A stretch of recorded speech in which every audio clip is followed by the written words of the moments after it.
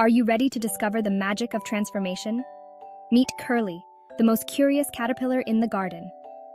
In a garden filled with colorful flowers and tall trees, lived a very curious caterpillar named Curly. Unlike the other caterpillars, Curly loved to explore. One sunny day, Curly crawled away from his leafy home, eager for adventure. He met a friendly ladybug who showed him how to fly, a busy ant who taught him about hard work, and a wise old owl with tales of the world beyond the garden. As the sun set, Curly found a cozy leaf and fell asleep, dreaming of new adventures.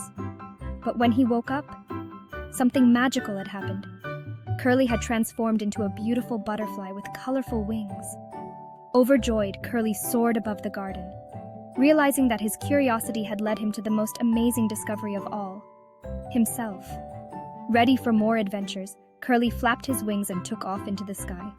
So remember, little explorers, always stay curious. Who knows what magical transformations await you?